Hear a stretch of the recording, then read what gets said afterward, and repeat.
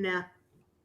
Nah, you never be really kind of ready. Evening, folks. Thanks for coming in. We are a wee bit later tonight, but we're still here, which is the main thing. So tonight we have Jennifer with us, and you'll see a brand new face sitting next to me.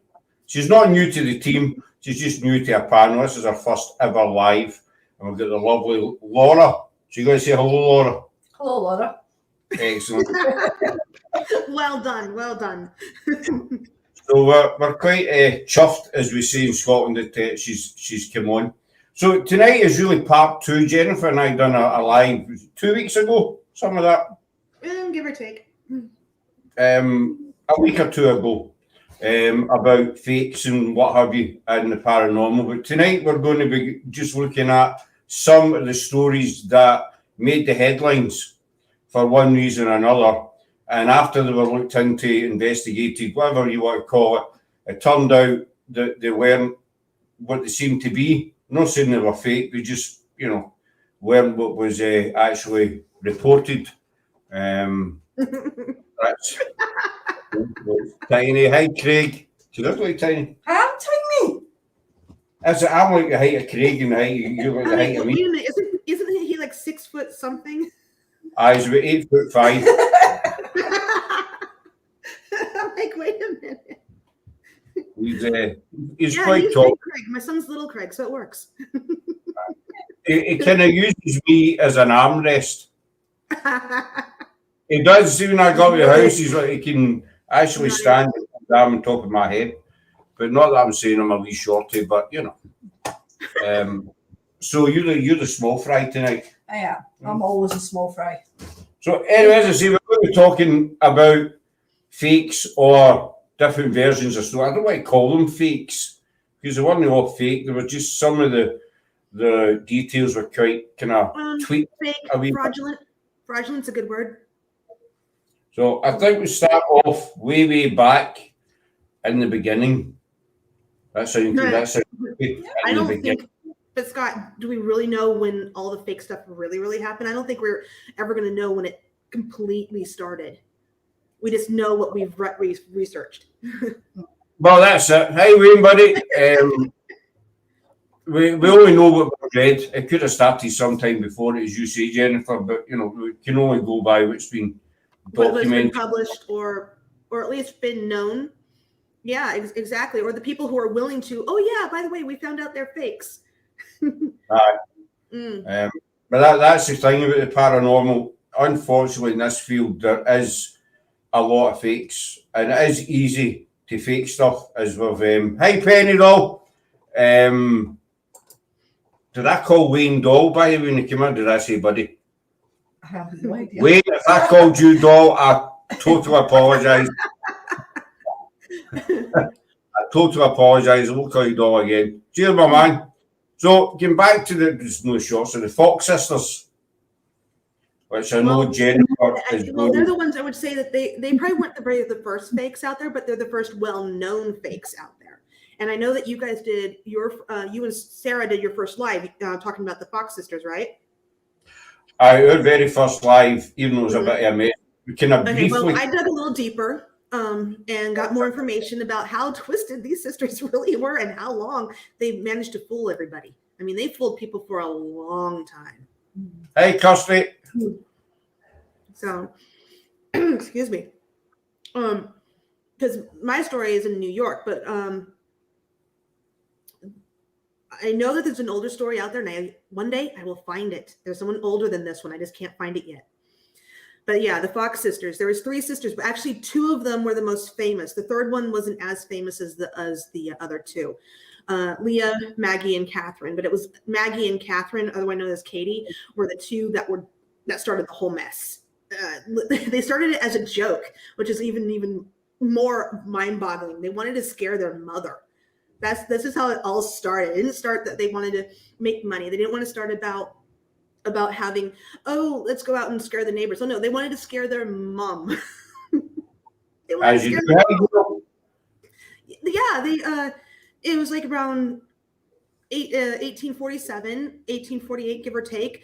Maggie was about 14 or 15 years old, and her little sister was about 11. And they schemed to frighten their mother because it was, they thought this would be a fun joke because their mother was very superstitious and very religious. So being superstitious and religious on top of it gave perfect ammo for these sisters to get to terrify their mom. Mm-hmm. It started out just as a joke. It wasn't even meant to go as far as it did, which I think is funny. They wanted to come up with ways to make sounds. So one of the sisters knew how to pop their knuckles, and they some of them knew how to tap their feet without being seen. And they learned how to make noises throughout the house, which did effectively scare their mom. Their mom thought their house was haunted and thought a spirit had come and didn't know why, and would ask the younger ones, because their elder sister wasn't even living there at the time. She had already been gone and married at this time. And what's interesting is that their mom came to these two and says, "Hey, can you hear that? Are you able to, am I going crazy?" And of course, what do they tell their mother? "Yes, Mom, we hear that." Oh my gosh. Mind you have to remind, this is 1847, 1848 time frame. So it's not like today where we can go, "Oh, yeah, right, that's fake right off the bat," because there was no way to prove or disprove at the time if they were faking it or not faking it. As I said, it all started as a joke. It all started as just to get after their mother. So they kept going like this. They kept going for a while. Where Katie, the young one, wanted to give their mother some reprieve, and it was coming across April 1st. So April 1st was just around the corner. So she tells her mom, like, "Maybe, Mom, I think someone's trying to just pull your leg. I think this is all a practical joke." And well, mother didn't believe it. So the girls go, "Okay, we'll continue." I'm like, oh my God. So Katie is the one out of all of them felt guilty about this. She actually felt completely guilty scaring the bejeebers out of her mother. It was, excuse me, the first thing that they scared their mother with was making her believe that there was a 31-year-old man who had died there, who had been married and had been dead for like 2 years and was haunting their house. Somehow they just made it up. They created this man out of the blue. They didn't even give him a name at this point. They just like, "Oh no, let's do 31 years of age. Let's do, oh, he was married. Oh, he's only been dead for 2 years. That sounds good." And their mom believed it. Their mum took it. What? Also, their mum took it in because she would have trusted them with her daughters. She would have trusted them. She did. She completely trusted them because they were at the time were upstanding citizens. They were doing well with schooling and whatever else. They were behaved. They behaved very well out in public. There was no reason not to believe them. So the girls continued to scare their mom, and it just kept leading to one thing after another. They would start with little raps on the walls. They would do cracking of their knuckles. This was all before they even got into the public. This is before the public. So this is all in their home in Hydesville, New York. And it was, I want to say probably a year later, or maybe 6 months later to a year, the mom decided to invite the neighbors over to see if they could see what's going on and to, "Hey, please tell me I'm not crazy." Well, the girls thought, "Oh, sure, we're going to perform more." Oh my God. They got the neighbors scared. They got them scared because here's what was going on in their heads. Because they did confess way later, but I'll get to that later. But in their heads at the time, they're thinking, well, if we confess now, we're going to look a fool and we're going to get in really big trouble because of their ages. Yeah. So they're like, "Okay, we'll just continue." So Maggie and Katie just continue. They're like, fine. They fake the sounds, make more noises. They somehow convinced their neighbors, their mom, and whomever other neighbors came over, that there was a person that was haunting them who had been murdered, And oh, get this, this was wonderful, was buried in their farmhouse basement. And that was one of the people causing the issues. Well, the neighbors weren't as, I guess, gullible as their mother was, and said, well, let's dig up the basement. Let's go and dig it up. Let's go find out, go see if this is real. Well, yeah, so they did. They started digging. And halfway through their dig, a rainstorm hit, which flooded the basement area. So all that digging became flooded, and so they had to stop. So they couldn't continue anything for 2 weeks. There is no little information whether or not they went back actually to continue the digging, but they didn't exactly find anything, but they didn't exactly conclude anything either. But the neighbors were like, okay, maybe the girls are telling the truth. Who knows? But yeah, so this is going on, and it's spreading to where I don't know if it was a mom or the neighbors who said maybe we need to send the girls away, and because they were convincing the mom that maybe it's the girls that the spirits are attracted to. If we send them away, then the spirits will stop. Well, it kind of did stop because they sent them away, and then nothing else happened at the farmhouse. Leela. So yeah, which is kind of funny. It's I laugh at this because I'm like, how gullible are people back then? I'm like, damn, I didn't make a fortune. That's it. You're talking about 1800s, and people obviously, spiritualism and mediumship, and it was all it's crazy. I mean, these two girls, one becoming almost a teenager, one of them is a teenager, are just, they're like, oh sure, now they're having all this attention, so they want this attention not to stop, of course, because now they're getting all this attention. Well, yeah. One girl gets let's see who won. One of them gets sent to her sisters, her eldest sister, to live with her, and the other one gets sent to go sit with her brother. So they're separated. Guess what happens? Does anyone want to take a guess? Oh, come on. They still carry the load. Yeah. It carries over. The knockings and the stuff start at both places. So and the sisters are separate by then, but they do get together and do stuff. So I'm sure they're talking. There's no evidence or indication that they actually were seen together talking, collaborating, but the knockings and the sounds and things started again, to where the eldest sister and the brother decided, hey, let's take them to the Corinthian Hall and show them that these guys are real. I think Leah probably thought that her sisters were faking it, but I can't find anything out there. I'm sure there's probably somewhere, and I didn't dig deep enough, where maybe Leah did get involved, but there's no indication that she really was involved with all of it.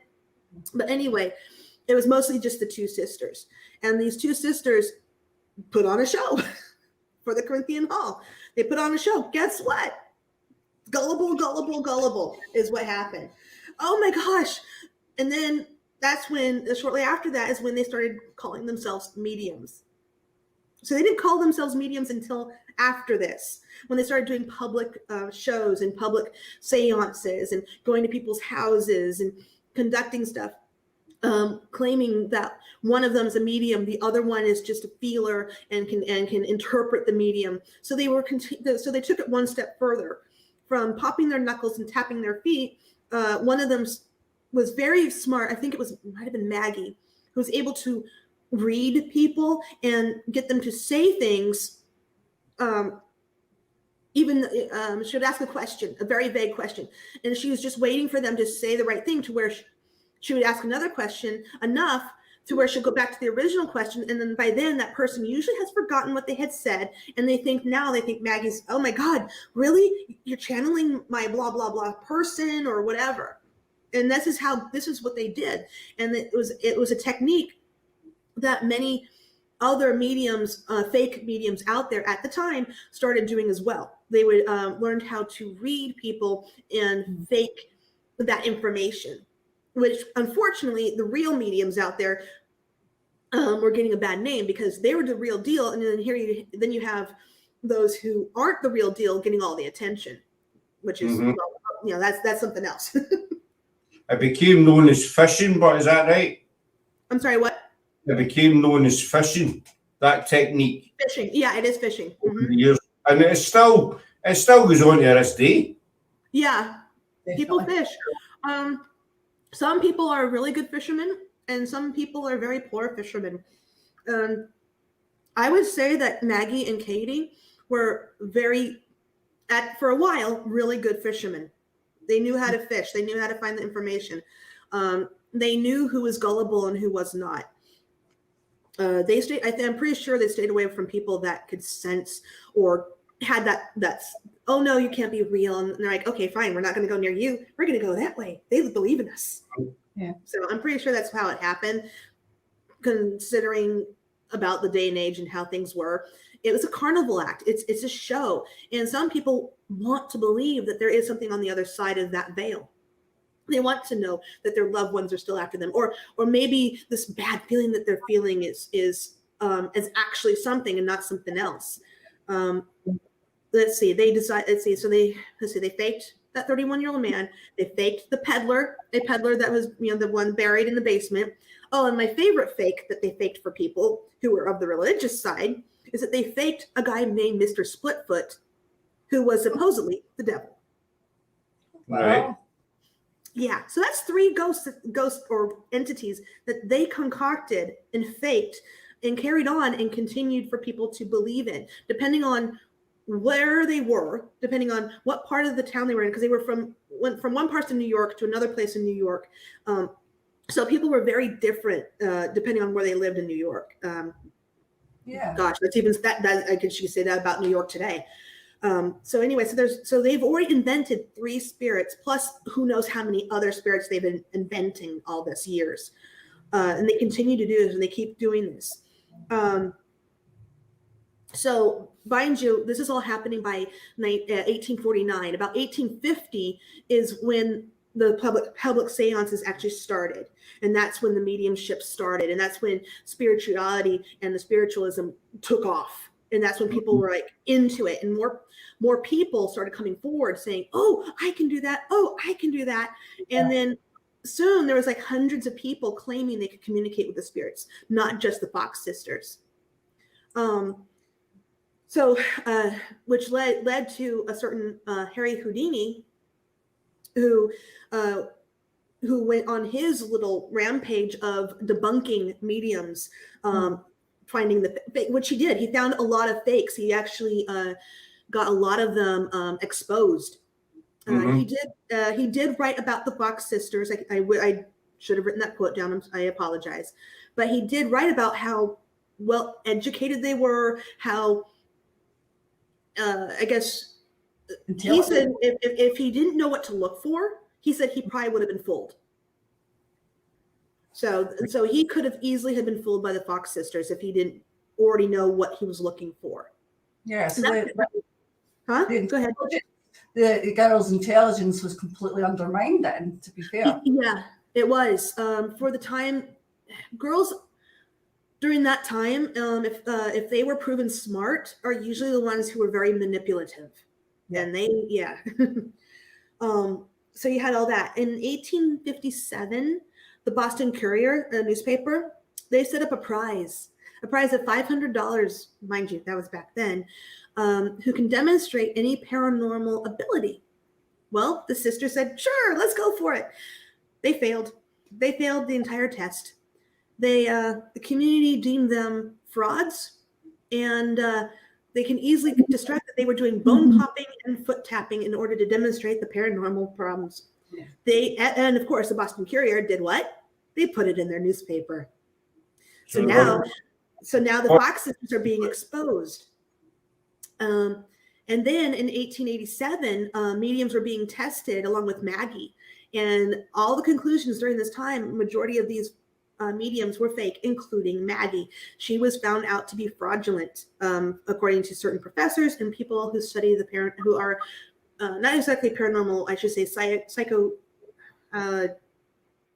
psychiatrists of sorts, who study facial features and mannerisms of people. Is that not psychological? Well, See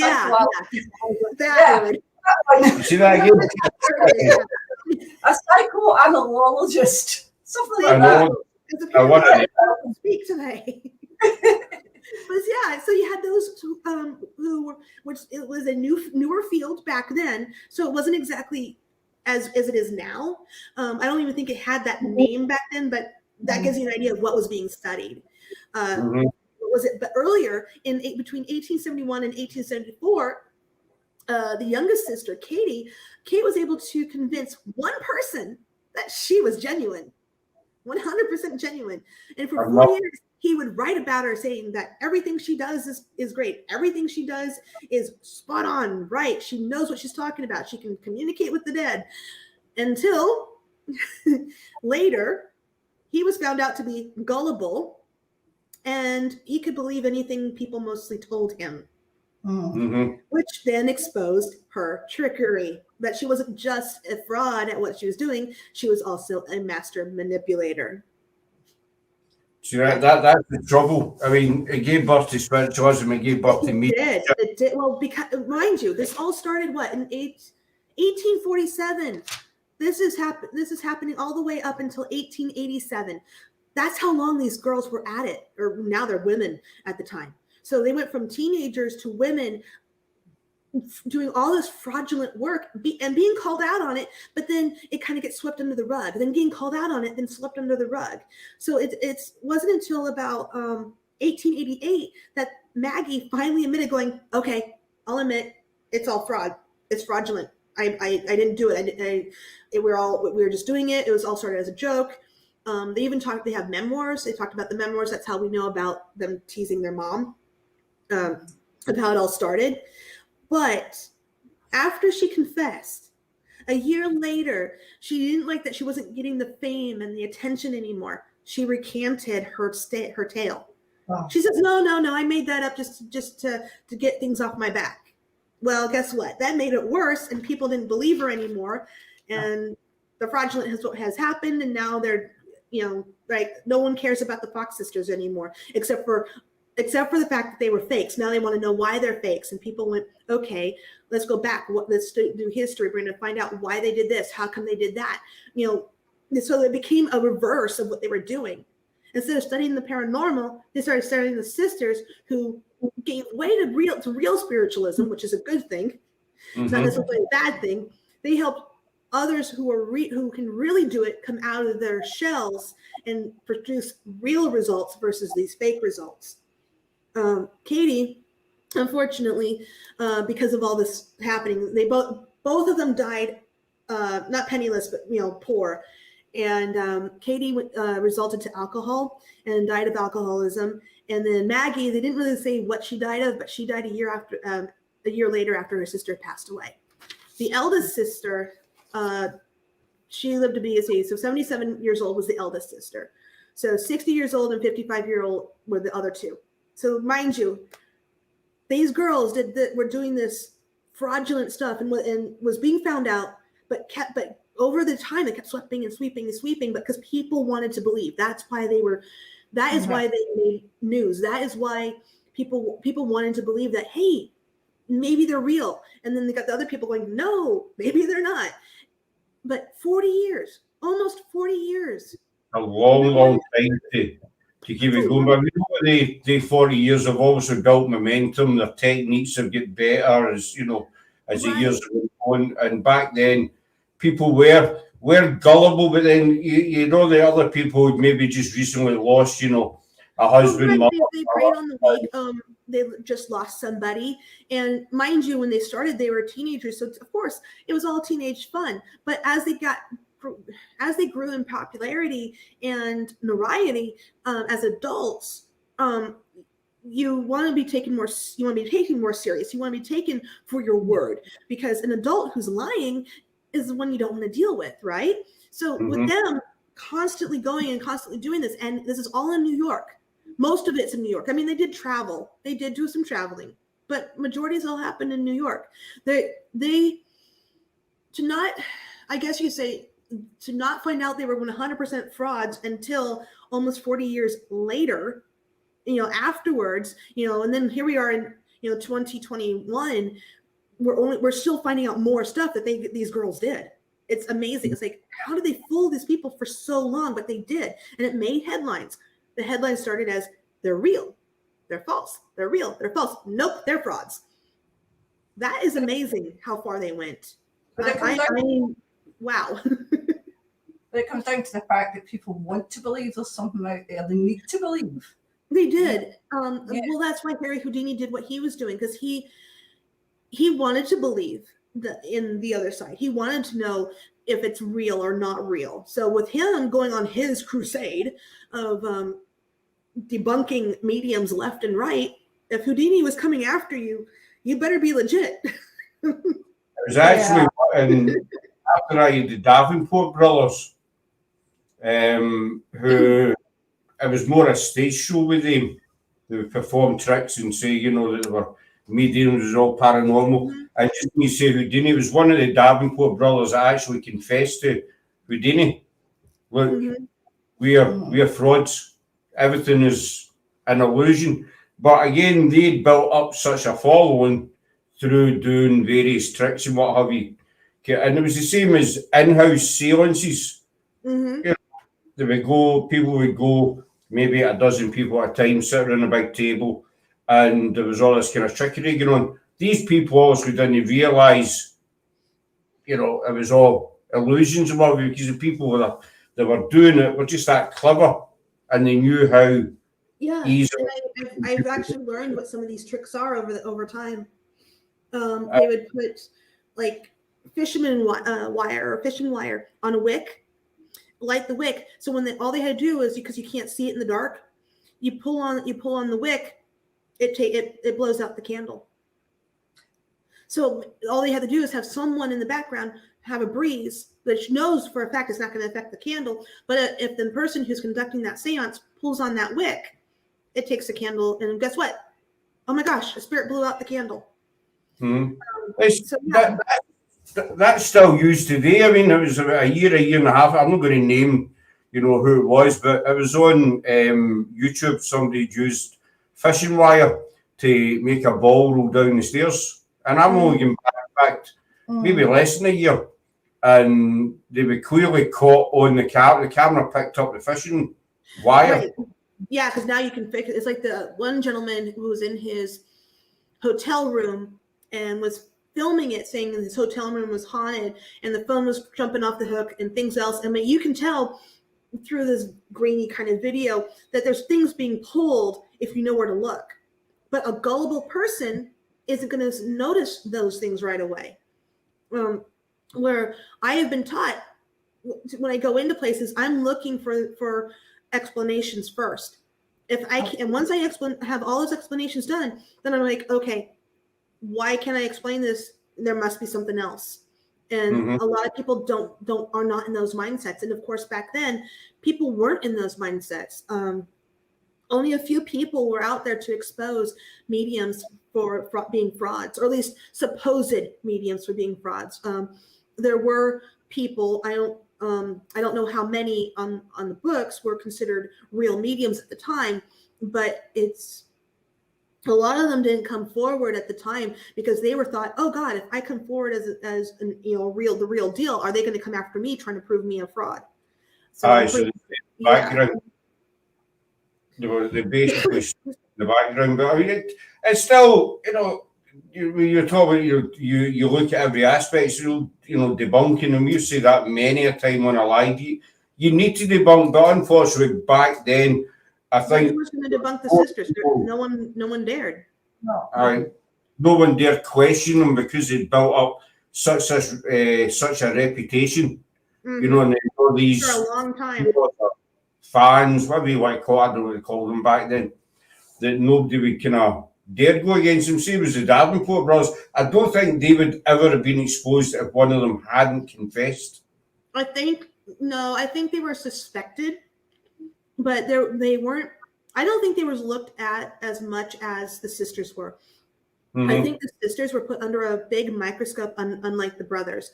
The brothers were, I think, more careful about what they were doing versus what the sisters were doing. I mean, it basically, to me, I might be wrong saying this, but basically destroyed spiritualism for a while. They did. It took quite some time to recover. with genuine mediums coming out, and obviously gave birth to the what we now call the platform medium. Right. Excuse me. They started to become more popular, and a lot of them were genuine. But then again, in the background, you still had the ones that were fishing, basically, and it still happens to this day. There's still, various tricks that these mediums. Some have got earpieces in, and before they get into a show, some of the guests are asked to fill out information cards, stuff like that. Yeah. And these are whipped away to an office, and somebody's feeding this information. So it's right. Well, I don't think it'll ever end. How old were? But what I don't remember is how old were the brothers? Do you know? 2 seconds. I've got my. I don't know. I'm gonna have to look that up because I don't remember how old they were. Talk amongst yourselves. She's like, yeah, sure.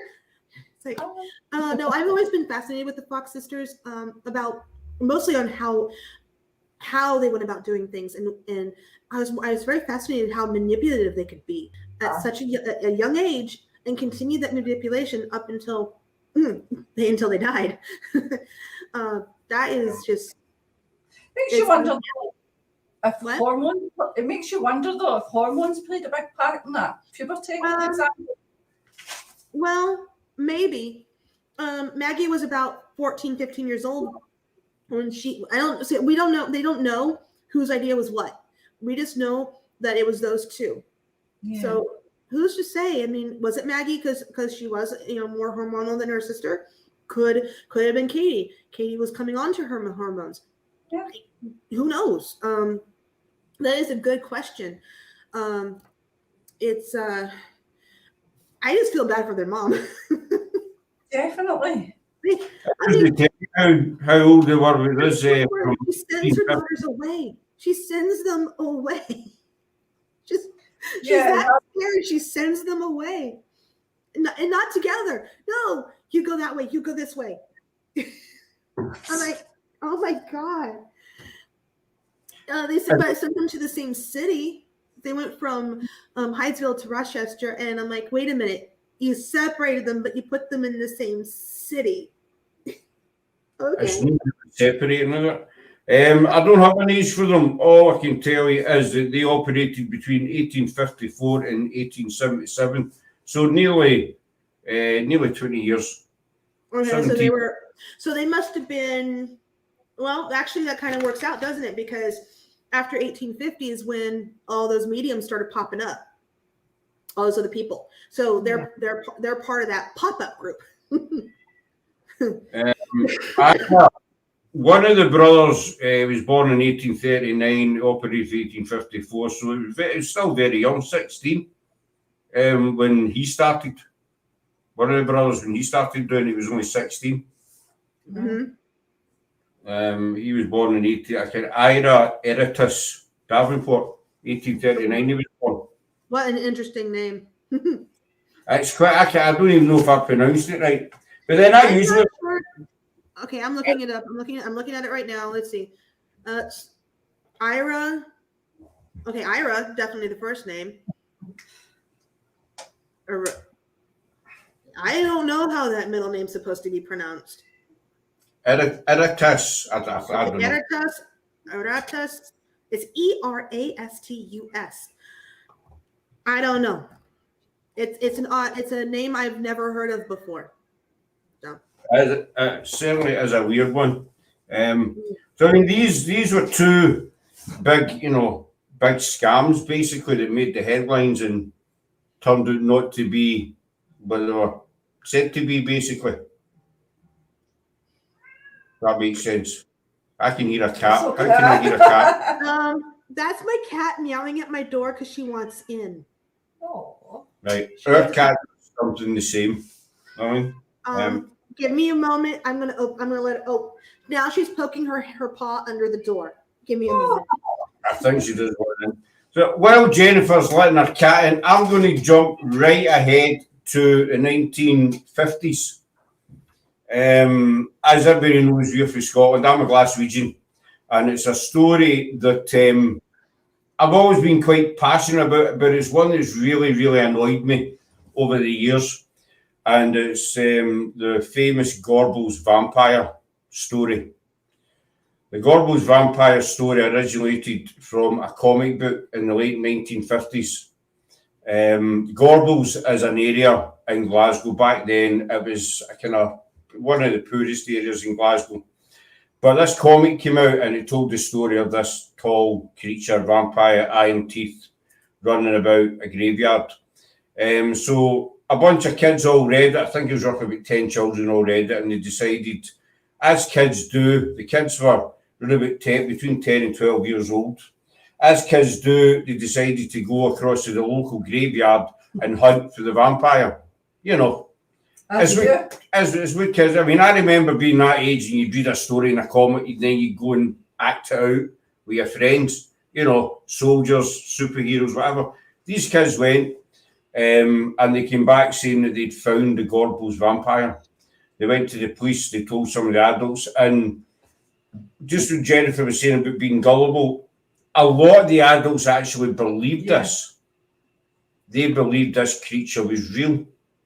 And it caused a big mass hysteria. And the police, they searched the graveyard, which is known as the Southern Necropolis. They searched the graveyard. Adults were out armed with, you know, wooden stakes, the usual sort of stuff, all hunting for this vampire. And this story has carried on decade after decade, and it's always really annoyed me. There's teams out there that have went. Now, in Glasgow, there's two necropolises. There's a main one in the centre of Glasgow, and there's a southern necropolis. Quite a few teams have went to the main one and says they've seen the vampire. They've found the vampire's grave. But the thing is, they're in the wrong graveyard. The wrong graveyard. Yeah. They're in the wrong graveyard. And wait. How on earth does one get in the wrong graveyard? But that's it, you know, to say there's two, there's the necropolis and the southern necropolis, which sits right in the middle of the Gorbals area. This is where the kids went. This was their kind of playground sort of thing. Because back then, there wasn't really much to do. But a lot of teams we found the vampire. We found the grave of the vampire in the necropolis. And I read these stories and it really boils my gears. You know, it's a story that stemmed from a comic book. It was made up. It stemmed from children's imagination. That's it. You know, I mean. So wait. This story came from a child's book. And comic. Then blew into reality somehow? Yeah, it came from a comic book that actually was an American comic book about a vampire. There's Yeah, books about vampires. Okay, that would okay. This comic book managed to get into Scotland, and so a couple of kids read it and thought, "Oh wow, this is amazing," and went to the graveyard with the idea of finding this vampire. While in the graveyard, though, they didn't actually find the vampire. But what they decided was that there was children missing, and that they came to the conclusion that this vampire had ate and murdered these children. And this is where this story escalates from. And so they told adult, whether it was their parents or whoever it was, they told that they'd seen the vampire and children were getting eaten. And these people believed this story. The police got involved and they started hunting for this thing, you know, and it was just blown out of proportion. And I mean, one thing is a vampire, obviously the vampires stem from Bram Stoker's Dracula, which was based on Vlad the Impaler. A vampire, according to legend or story, has to feed nightly, you know, every night. So I think it was 1957, 58. So if there was a vampire back then, up until present day, that's one victim every night. You're looking at over 300,000 people. Yeah. Roughly. I think people would start to kind of notice it And children who are going I missing. would think people would notice something like that because I mean, you know, if 300,000 people went missing in the southern side of Glasgow over the last decades, somebody would know something. Somebody would have heard about it. yeah, You would know, have. we go missing. Unless you there know. was like a plague or something going on. That's But, about the only thing I can think of people going missing is because of a disease or a mass, maybe a mass murderer going through. Yeah. You know, you told one person going missing every day, constantly for the last 60 years, 70 years, there'd be some kind of story there. I think the police would have noticed every story in the same area, you know. So that's one story that made the headlines, and people still bang on about it today. And I think it might sound petty, but I think it's because I'm a Glaswegian that it really annoys me that these people actually go out and claim to have found the grave, claim to have seen it, and they're in the wrong blooming graveyard. Why do you think they do that? To get, I don't know, attention basically. Probably. You know. Bing, bing, on the nose. I mean, to me, if you're going to do that, if you're going to go and make up, I found the vampire to get attention, then it's a bit of no-brainer. Get the right graveyard. You would think.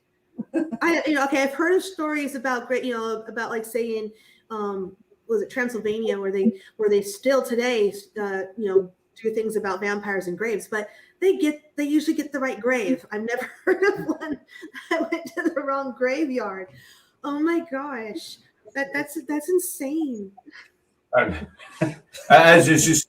We're gonna go on a ghost hunt and go over here because this white lady appears. No, we're not supposed to be in this one because it's supposed to be over that way. That's what it sounds like. The two necropolises are about 3 miles apart, something like that. Oh my god! It's not like they're right next to each other, Oh, that's insane. One sits right in the centre of Glasgow. Another one's in the outskirts, the southern side of Glasgow, and it's roughly about 3 miles. Okay, here's a question: do people still believe in this vampire today? Oh yeah, I still believe. That's a team. Unlike my little story, they don't really believe in them anymore. Wow, that's wow. Okay. Some teams go into that graveyard and still have this vampire. They still go there today. Yes. And even though it's called, why people are doing this. Even though it's called the Gorbals vampire, they still go to the wrong the I mean, no disrespect. I'm just trying to stay as a Glaswegian. It annoys me, and I'm just trying to get the right graveyard. No, you have all the right to be pissed off because that's talk about misleading. These people, obviously, they're not doing the research, and obviously, they haven't done that much research to find out that it's not really true. So as I say, that is a big one. It hit the headlines 60 years ago, and it's still kicking about. It's still going strong. Maybe not as much momentum today, but it's still a story that floats around Glasgow today. And say, you have us beat because we don't have any stories quite like that in America. Because they can't prove or disprove them, unfortunately. Well, that's it. I mean, nobody can say 100% this thing doesn't exist, but the fact it came from a comic book is in the wrong graveyard. Right, wrong graveyard. They're saying it's a vampire. All these things are red flags. And you said comic book. Yeah, and it was all fueled by children's imagination. Kids' imagination. There's imaginations to the high core. There's over 300,000 people went missing in the last 60 years. My gosh. That makes my head hurt. But this is the thing.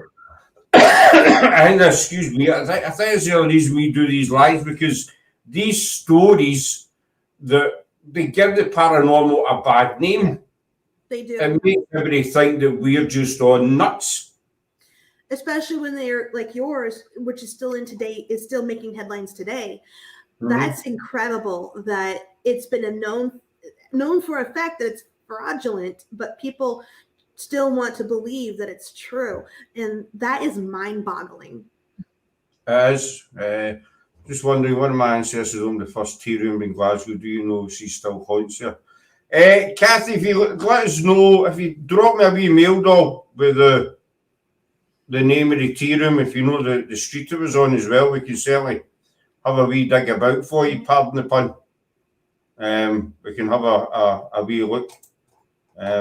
So that's one story. Another story I've got is it's in America. It's your side of the pond. It's to do with a supposed bus for children that get stuck on a railway line in San Antonio. And the light stuff. it was hit by a train, and the kids were killed. And many people for years and years have flocked to this spot because it's said that if you sit on the tracks in your car will move forward. And people... And there'll be handprints on the back of your car. There'll be handprints in the back of the car. I'm sorry. Oh. What it has been done by a few ghost shows, I'm not going to name them, but what somebody did find out was that there was a slight incline in the road. Mm-hmm. There is. And that's why your vehicle will roll forward. And the other big thing that got me about this story is people go to San Antonio to have a look. The accident is real. It did happen. Yes. It happened in Salt Lake City. But did you look this part up? Okay, so you got that part of San Antonio, right? But the story took so much flight that it apparently has happened in many other states. Instead of a boxcar accident, there was a bus accident with kids, or there was a car with kids, and similar railroad tracks and similar things. If you put your car in neutral, you'll start to roll and it'll start to push you up, past out of safety. So one story leads to a whole bunch of fakes.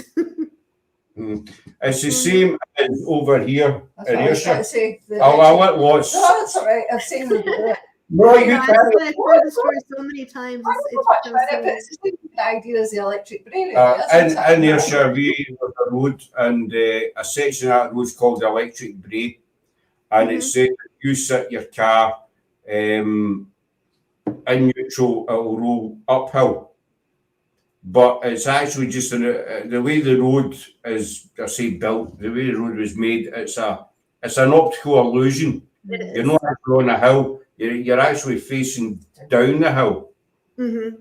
And so Right. people flock to this area for decades. I done it myself when I first heard about it. I need to drive down there and see if the car will move. And the car did move, but then it was later on that I found out somebody had investigated it and says, look, the road actually goes like that. You're right, because people are looking at the horizon. So the horizon looks like it's flat or it's tilted or whatever. So the road now looks like this if you look at dead on. But if you look at it from an engineer's point of view, the road's actually sloped because the horizon is actually, so this optical illusion has happened. There's a place like this in California, I think Illinois, Austin, there's in Texas, or several in Texas, that all they do is change the story. That's all they're doing. A railroad track has to be involved. It has to have children, and it has to be an accident. That's Laura's husband, by the way. John Mill, he's from Airdrie.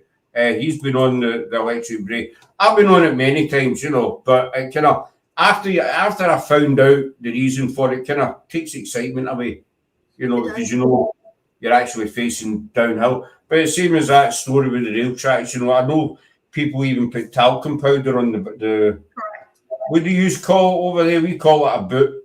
Would you use a trunk? Okay, I was introduced to it as two different things because my nana calls it talcum powder. She's from England. My mom calls it baby powder. All right, okay. They put baby powder. Sorry. No, It's fine. Talcum powder. It says talcum powder right on the bottle. I love it. It's like a sticky roller.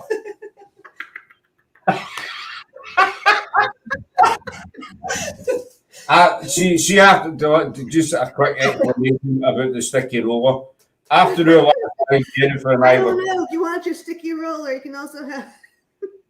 we were talking about how Americans have different words as we do. Like say, over here we call it, in Glasgow we call that ginger, even though that's Right. We Coca-Cola. talked about And you call Yeah, it but we call it a pop or a soda. over there. So we have the sticky roller, we call it. Aye. Well, what does he use call it? A hair removal lint roller? Well, several names. Let's see: lynch roller, hair remover, pet dander remover. That's my favorite. And my other one is a pick 'em up.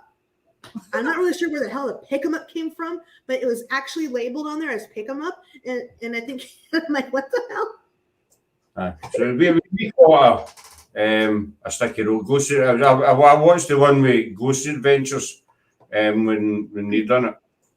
So that's the sticky. That's why I said sticky roller. It's a sticky roller. we're Scottish. So I said that's another story that I came upon. I've seen Ghost Adventures done it. I've seen other people do it, and then I've seen it get totally debunked. It's been debunked many times. So I'll let you carry on with your next one if you've got another one. Who, me? Yeah, The last one is I only had the two. I had the Fox sisters, and then this one's more of a is something more recent thing. It's more humorous for me that people want to believe Disneyland is haunted. Yeah. That's it. Yeah. I get it. There's cameras all over Disneyland. There's cameras everywhere. I've been to Disneyland too many times to know where I've actually found some of their hidden cameras because they're not that hidden. But anyway, these cameras at night, they're capturing these, whether it looks like a child, whether it's a man, it's not a clear image. It's just this kind of thing waving across, walking. It looks like it's walking, who knows? But they're claiming to be an apparition of either people who had passed away, somehow came back to Disneyland to haunt it. Why on earth you want to do that? I don't know. Disneyland claims that no one has actually died specifically at the park, though there have been many accidents where people have passed away due to those accidents, but there's no conclusion whether they actually died at the park or if they actually died at the hospital. Okay, that's debatable. Mm-hmm. All right. But still, on these cameras, these little things, these images pop up of this kind of like a staticky thing walking across a trail or a lawn. And I'm like, wait a minute, was it raining? Is what I'm thinking. And I'm like, oh, it was raining that night. So maybe it's just the way the camera caught the wind or whatever. And I'm thinking, was there someone working late at night?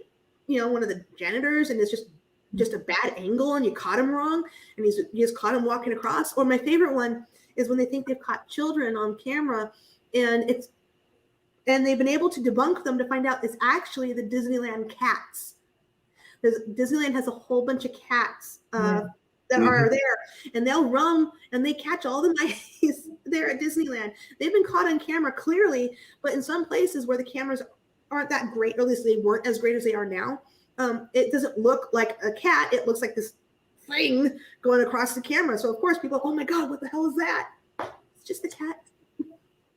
But people want to believe that Disneyland is haunted because of these known accidents about the worker that who got injured and died because of the gondolier accident. There's been an accident dealing with someone with their head being hit really hard. I don't know whether or not they were decapitated, broken neck or not, because I can't get a clear answer because there's so many different stories based on what happened, that the boom came loose of the ship and the boom came up and cracked someone in the head. I can't get a clear answer, but this is what's out on the internet. This is what is out there. And people want to believe that their favorite, happiest place on earth is also haunted for whatever reason. And my favorite one is the Haunted Mansion really is haunted. What? The Haunted Mansion haunted? What? Wow. let's think about that for a moment. Why, one, if I was a ghost, want to go and haunt at the Haunted Mansion, or stay at the Haunted Mansion for that matter? As you said, Yeah. they hey Rosie doll, they Oh man. sell And the there's ghost. people who have tried to dump ashes on the rides, especially in the haunted. There's mind you, I don't know, this may have been fraudulent. She may have been telling a lie or whatever. I don't know, about a mom who supposedly took her son's ashes to dump them in the Haunted Mansion. Mind you, I don't know if that is true or not, but it made the headlines. It was everywhere. And Disneyland claimed they would have to use a very special vacuum to vacuum it up. My head hurts after reading that. That's mind blowing. So You're telling me. I was like, wait a minute. Of all places, Disneyland, a Haunted Mansion. What? Please, no more. My head is spinning. But spooky sales, as you said quite a few times, they sell the ghost. They sold the ghost. Yeah. Well, I do use the term to sell the ghost. Disneyland will not themselves sell the ghosts. It's the people that try to sell the supposed non-real ghosts of Disneyland are the fans, the Disney fans. They're the ones who are selling the ghost. So But when they Disneyland have these, won't deny it. yeah, Disney, they won't sit back and say no, it's not real. They'll just let the people keep going, selling the ghost for them because It's right. profit. It's just a term. As I said, it's a terminology that I've come to. I guess it makes sense to use the word "sell the ghost" because especially if something is not real and it's not real, but selling that story to sell that instance that, oh my God, maybe we can make it real. And well, as far as I know, Disney doesn't like to not do things that are not real, but they're very good at spinning stories and covering stories up. They are very good about this. We know because a lot of these incidences or accidents that have happened on Disney weren't public knowledge for a long time. So we know Disney can cover things up. We know lots of any place, not just Disney, any place that has lots of money can cover things up. We know this. That's because money buys everything. money Exactly. buys, money buys, Money buys. So no, Disneyland itself does not sell the ghost except for one. They sell one ghost. You know Casper. what it is? Huh? Casper. No, Oh, no. Walt Disney. Oh, well, Yeah. I could maybe, have a wee bit of belief in that because obviously, he That created one is a it, weird story. That one's a weird story. I mean, I don't even know how much of it's true or how much of it's false. That a lady, one of the cleaning ladies, was in there cleaning the apartment above the fire station inside Disneyland. They would clean there after he had died. Everything was turned off, and that light came on for no reason because everyone knew that when Walt Disney was in the park and he was looking over the park, when it was open, he would have the light on to let everyone know I'm here. Mhm. And then to have the light come on its own after he's dead is kind of an odd thing.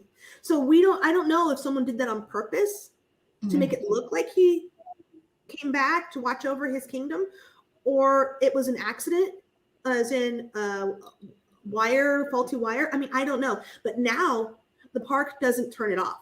They actually make sure it stays on. Mm-hmm. I've been there too many times where they keep the light on. I have never seen the light off ever.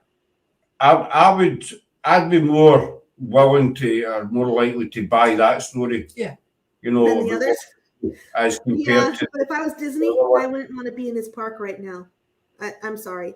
Nothing against Disney. I actually do love Disney, but sometimes it's certain people. It's not Disney, not necessarily Disney. It's just certain things that are going on that they have to keep changing shit just to go with the times. Sorry, Disney. I can tell Jennifer's very passionate about stuff, which is good. It's a good thing. I'll give to another couple before I come to my big one. I say big one. One is I might pronounce this wrong, so if I do, Don't Shoot Me, the Anson Light Ghost. Okay. Anson. Why are you taking credit for that? I found that. I know you found it. So you tell a story Yeah, I then. can tell a story. Well, it's like, I thought Laura was the one who dug this one up. No, you do it. There you go. No, you do it. I just don't have Oh, come on, you can do it. No! Go on. Don't believe me! We'll do half and half. No, Oh, come on. I just It's do not my that, it's not that bad. It's a good story. Come on. No, I just do my Laura Just came do it. upon this one. And it says, the legend goes that a grieving mother, disappointed as she was searching for her son who had recently disappeared, the light from her lantern remained to this day become known as the Anson Light.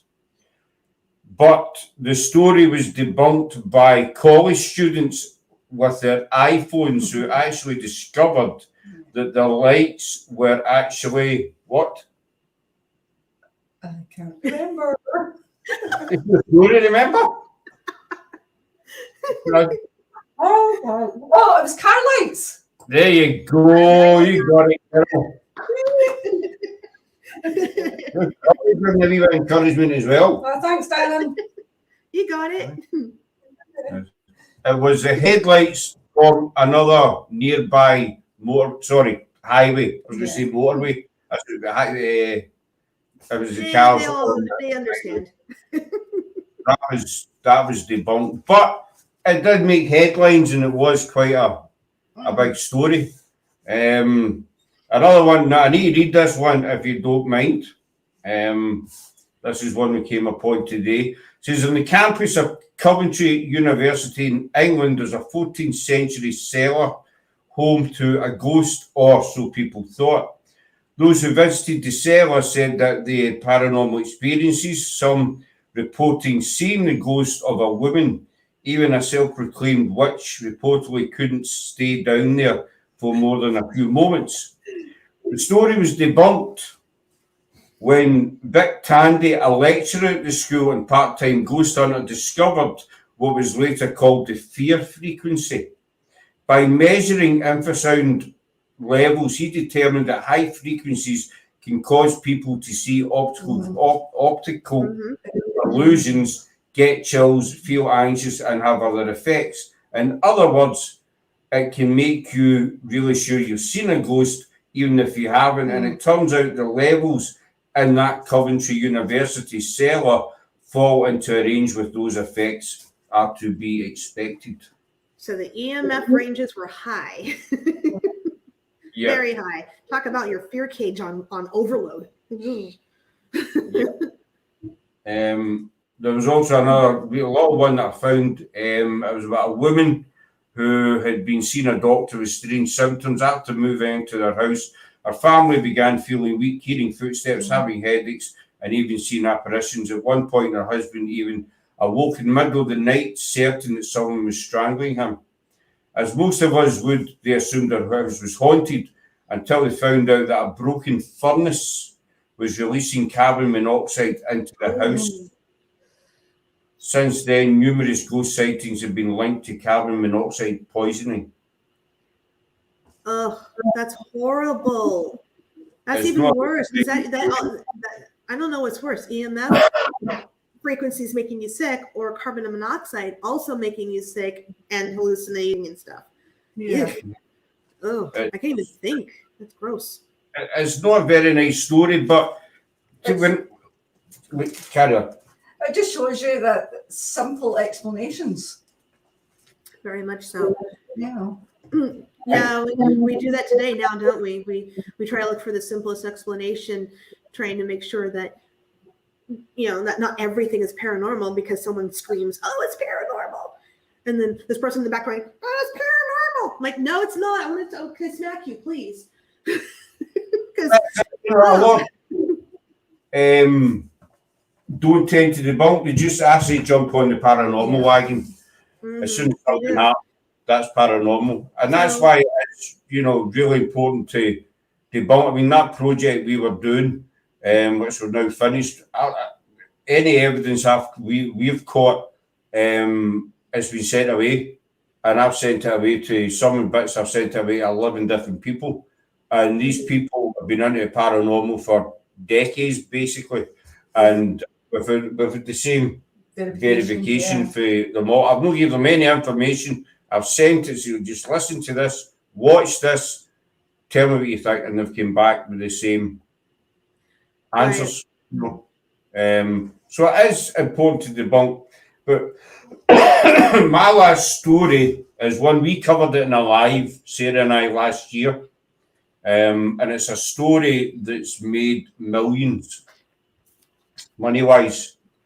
There's been umpteen movies made about it, documentaries. There's been movies made having the name and the title, and it's Amityville. Mm-hmm.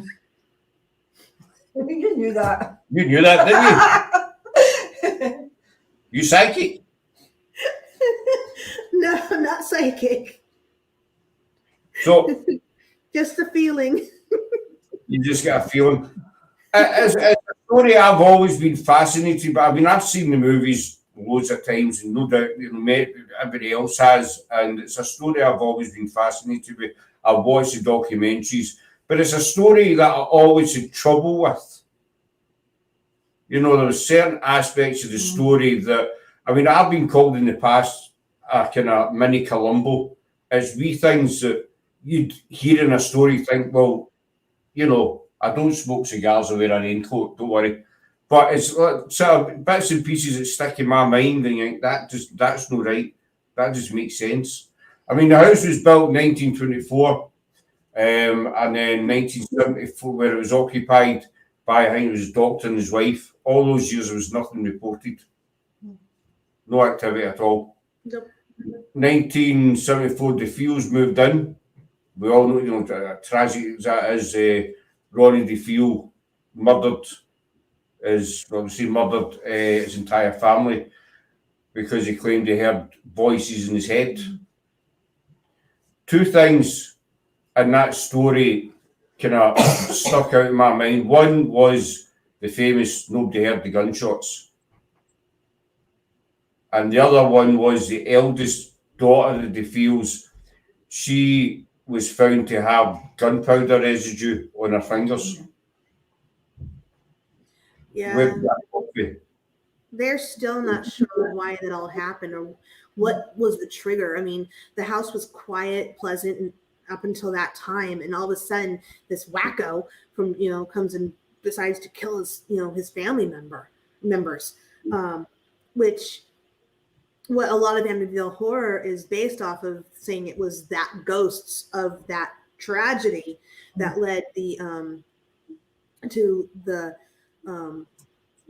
people in the house getting scared or whatever. So I think you got one story, and then of course I think a lot of fear factor happens.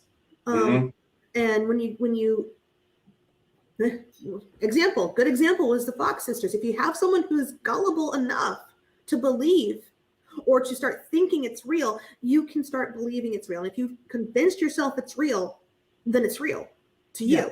Yeah. And So nothing that anybody says will convince you otherwise. I know one theory about the DeFeos was that it was actually the eldest daughter that killed him, and then Ronnie shot her, in anger or whatever.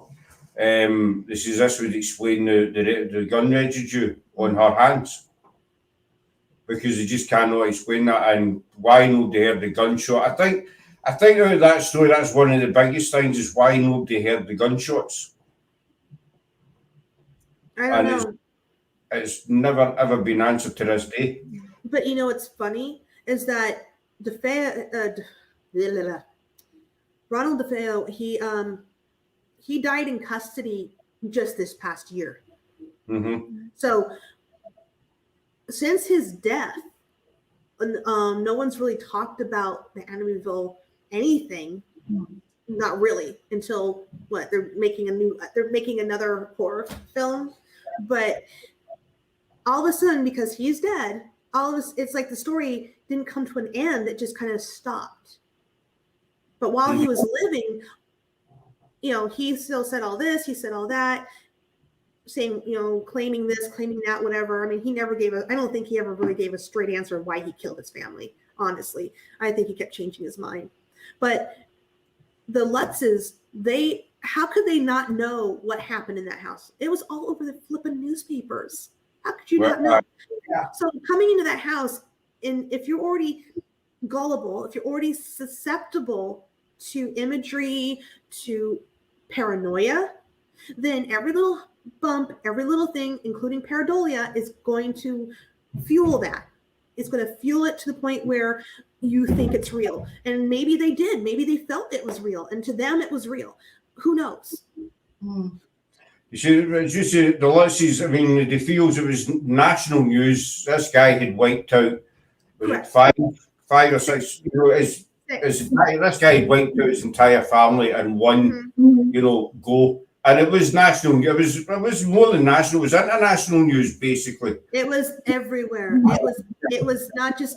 It was all over New York. It went to the west. It went to the east. It was actually publicized in several European countries. What happened, because it was huge. It was big news. It was 1975. 74. 75 is when he got convicted.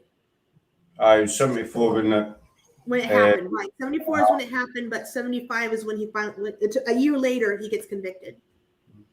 So then you've got the Lutzes move in, and they claim all this stuff, has been going on, noises. Yeah, supposedly they only lasted a month? 28 days. Yeah. And then fled. And then we had the Warrens came in to do an investigation, of which they were asked to leave. Yeah. Ed and Lorraine Warren were not allowed to stay. They were actually asked to leave. But I don't think what she was coming up with was what they were experiencing. I think she was experiencing maybe the past, what had happened there. I think that's what she was. I think that's what Lorraine may have been saying. And if the family's gullible, they're going to think that she's saying, oh, that's the actual ghost, when in fact, it's probably not what was happening. It's probably that she was just feeling the past of what had happened. And of course, that's legitimate ammo for anyone to go, oh, see, we were told that. No, maybe not. And I mean, there's several things that tweaked our interest. I think this is why we done the live about it last year. Which I think it should still be on the channel. After the Lutzes left, they started looking around for movie deals and book deals. They did. And the guy that they basically employed to make up a deal was Ronnie DeFeo's defense lawyer. Mm-hmm.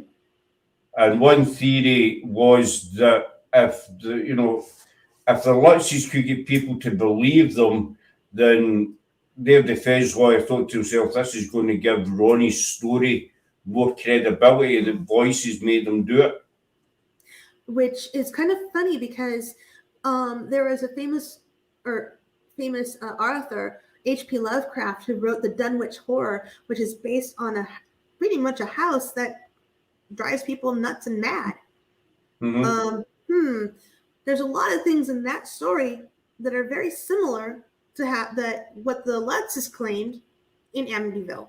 Yeah. Interesting. Not saying that that's what happened, but is it coincidence? I don't know. Well, look at the demonic pig. The demonic pig is featured in the film, and it was documented. The Lutzes claimed this demonic pig would come to a bedroom. The one with the boy in the hallway. No. This was where the Lutzes still lived there. They claimed that this demonic pig with red eyes came to this certain window every night. It turned out to be... That was debunked later, where they actually said that they made... Actually, what was it? One of them said that they made that up. One of the family members actually said that wasn't true. I forgot which one. It turned out to be a neighbour's cat. All I know is that the Lutzes have recanted, except for one. One of them has stayed true to their story. The rest of the Lutzes have said no, nothing happened. It was all fake. Yeah. Just so that you mentioned the photograph of the little boy. Yeah, That was debunked. it was debunked. The little boy was the son of one of the people that was in the house that day. They didn't know he was there when they They took the didn't know. picture. They didn't know that he was there, and so because they didn't know he was there at the time, is why it went viral. Literally, it went because when you don't know and you don't know all the facts, now it seems it feels real. It wasn't until later that they found out that this photograph could be easily explained away. He did bear a kind of resemblance to the youngest boy, you know. It was near Yeah, 20, that's what they thought. a bit of resemblance, not much, but there But was. once again, how much of that is led to someone saying, "Oh my gosh, it looks like it." Then people start looking at it, their brain starts analyzing, and then you're taking pareidolia in another direction. Mhm. Absolutely. That It's someone something- said it, so now everyone sees it. yeah, it's like looking at a photograph from the past of your great great grandmother, for example, and you see Right. yourself. Yeah. So when I first saw that photograph, I was trying. I didn't know anything about the story at first. I mean, mind you, I was what 8 or 9 when I first saw the photograph. Maybe I was 10. I don't know. And I looked at it going, "What the hell is that?" And I was thinking, I didn't know anything about the incident, the young boy or nothing. I'm just looking at that going, what's reflecting? Did someone put glass? Is someone with glasses? And I'm starting debunking it. At that age, I'm going, nah, that can't be real. It looks like someone who got caught on camera, and that the light is reflecting on their glasses. So I never at the beginning thought that photograph was real. And that's so, yeah. But I never. Huh? Go ahead. The family that moved into the house after the Lutzes, according to the Lutzes, there was all this damage done to the interior of the house. The family that moved in after the Lutzes fled stated that there wasn't any damage in the house. The house was, untouched basically, and they've never ever reported any activity in the house since they moved in. So that was from 1924 to 1974. There was nothing. Then you did the fields. Obviously, that was tragically that was real. Very tragic. Sorry, no. Very tragic. Then Lutzes with their story, and then after that, there's been nothing. There's been nothing except for people that come by and still try to take their pictures outside the house, even though they've had the two windows on the outside, the famous windows. They've changed them since, trying to get people not to come to the house anymore to take pictures. Leave us alone, basically. So I think that's one story. Now, I'm not stating that the Amityville was fake. What we're saying is that, the Lutzes claimed certain things happened, but there's bits and pieces of the story that don't add up. Right, but people still want to believe. In 2000, I'm looking at something right here. In 2010, that when they put the house up for sale, a bunch of people came because they wanted to look through that. They wanted to see the house. They wanted to look in the house themselves. I'm like, how sad is that? Mm-hmm. I'm like, all these people thinking, oh, maybe it is real. All these movie franchises, and well, maybe it's from something. And I think George Lutz, he now owns something the name, the Enemy Horror or something, but he owns part of that right to it. I'm like, okay, something's not right.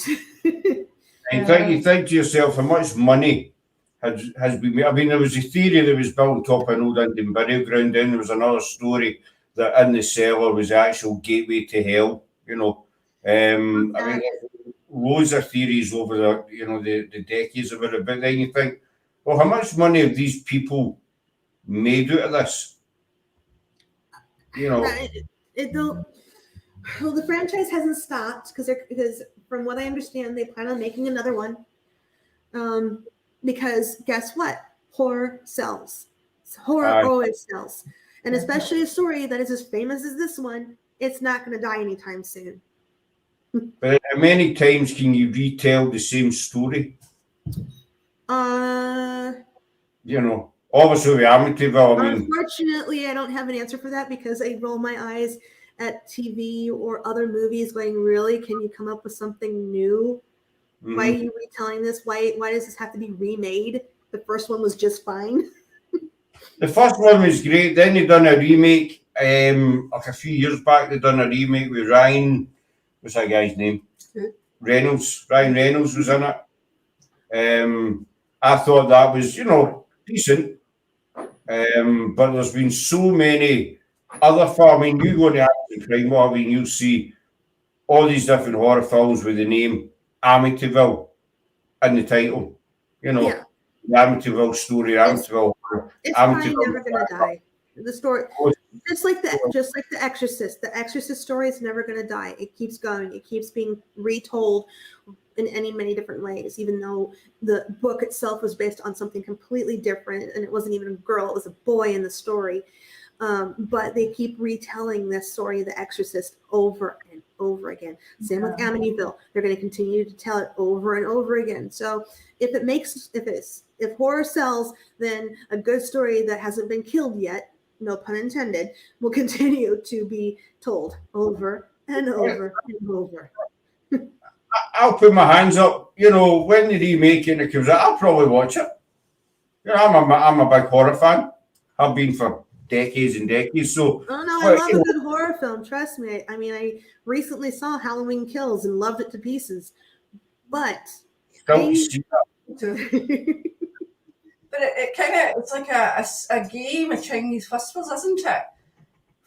You know, the more you hear of a story, you add bits in, bits are taken out. You never know what the original was. You know, you get trapped in the legend and the stories and the intricacies, especially if people want to know, well, if it's true, are they going to retell it differently? Are they going to add more stuff that I didn't know before? So that's why people will watch it, because they want to know if something's going to be changed. Is it going to be new? Is there something that never ever been told before? So they're kind of hoping it's not a complete retale of the same story, is what they're hoping for. Well, that's why I watched the remake we done a few years back with Ryan Reynolds. I was, you know, right, I watched Amityville, God knows how many times, the original Amityville horror. There's a new one out. I'm going to watch it. And I did, and I thought it was quite good. You know, it was quite decent. But as you say, horror does sell. Horror sells. It sells. Mm-hmm. And I think that's why, as we talked about tonight, a lot of these stories have hit the headlines and stayed in the headlines. They stayed in the headlines because the stories sell. The story is intriguing. It always will lend to somebody somewhere, somehow wanting to know more. Mm-hmm. That's how these stories stay alive. Even after we've debunked them, after we've said, oh no, it's completely faked, it's fabricated, the stories will continue to live. Aye. Well, I mean, as I say, the demonic pig thing turned out to be a neighbour's cat, but you will still get people who will believe it was a demonic pig. yeah. As bizarre as it is, this is the way that the Luxies described this thing at the window, a demonic pig. But it turned out it was a neighbour's cat. Cats are creatures of habit, and it kept going to the same window night after night. That makes sense. And it was a neighbour's. That's my cat. There's just so many things that we can explain away, but when people want to believe so much and they want to understand so much, or they're gullible too much, they're going to continue to believe all those stories. They want to believe. They don't want someone to tell you that it's not true. They want you to say, yes, no, it is happening. They don't want, and then the minute you tell them, I'm sorry, but no, then they look at you funny going, well, I'm going to go ask somebody else. And then they do. They go and ask someone else who will tell them exactly what they want to hear. I was just going to say that. They're like, well, you've not told me what I wanted to hear, so I'll find somebody that will. Yeah. And off they go. And there will be somebody out there that will tell them exactly what they want to hear. You know, whereas it is. I mean, I've had clients like that. Even though I've debunked everything, or me and other people have been able to debunk whatever, or have a better conclusion. Nope, they don't want to hear what we had. They want to hear exactly the opposite, and there's nothing you can do about it. That's just how those people are.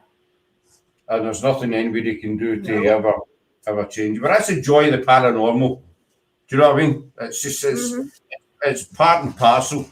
But I think we'll wind it up there, unless you get any more stories, Jennifer. Nope, that I only had the two. The one, my favorite one, the Fox Sisters, and then a little bit of some humorous fun with Disneyland. But no. I think Walt Disney. Excuse me. I think there is a chance that Walt Disney might still be about. You know, the man himself. It was his. I think people want to believe that he's there, that he's still watching over the kingdom that he built. I mean, it kind of leads to that romanticized side of the paranormal. Yeah. But do you think Mr. Disney's still kicking about Disneyland? Why not? Why not? Why not indeed? Why not?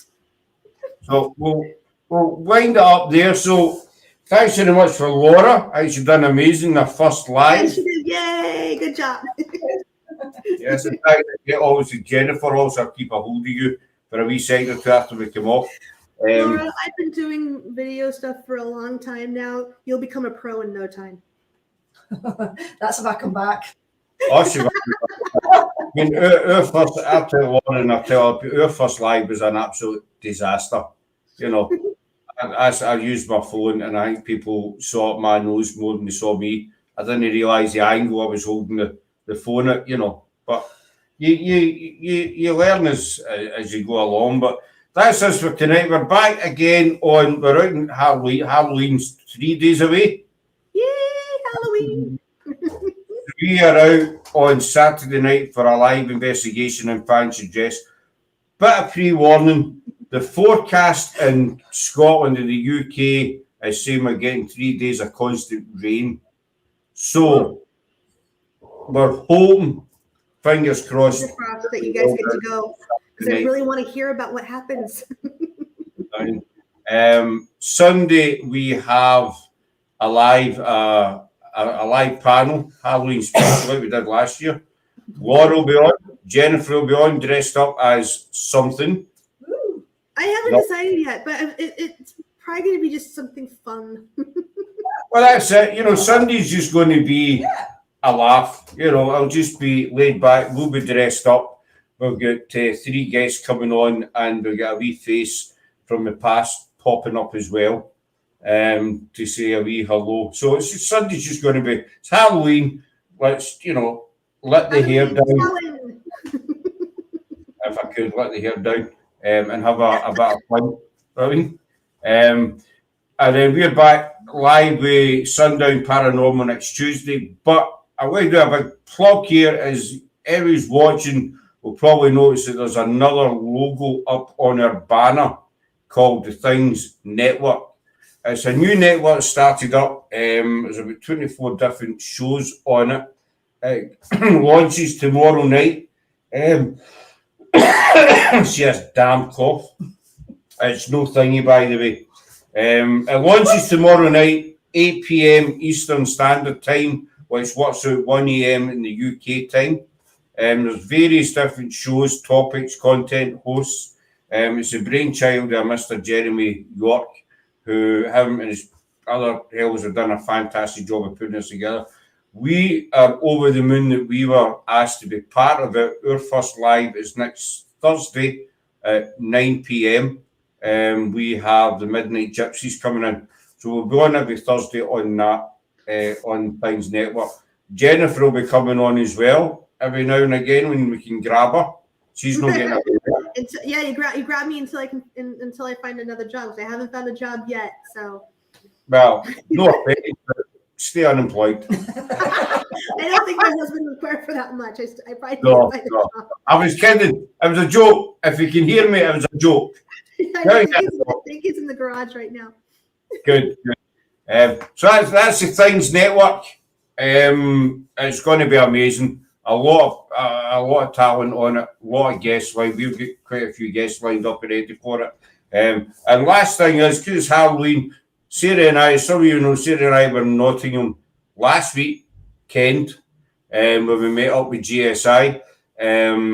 Their season 2 of In Search Of is out. The Halloween special is out Saturday and Sunday. So look that up and you'll see what Sarah and I got up to in Nottingham for Paranormal History. And I think that's about it. That's all the plugs in it. Seems to be. I think I've got Pretty everything. good for now. I've probably forgotten something, but you know, I like to let. I know we post on the page, but it's nice to let people know what's coming up. On our Caldwell thing, that's I knew it was something else. Okay. Our Caldwell series we're getting released on Patreon on Sunday. Apparently my cat wants my attention, so. Well, so we'll say goodnight just now, folks. Thanks for coming in. Hopefully we'll see you on Saturday. Hopefully we'll see you on Sunday for our Paranormal Live. Seriously, Halloween Live. Bye. Nice. That's good. It's 11:05 here at night. It's getting late. So just Sarah saying bye-bye. Sarah will be back Bye, Sarah. beside me on Sunday. So thanks for watching, folks, and we'll talk to you all very soon. And take care for now. Bye. Bye. Bye.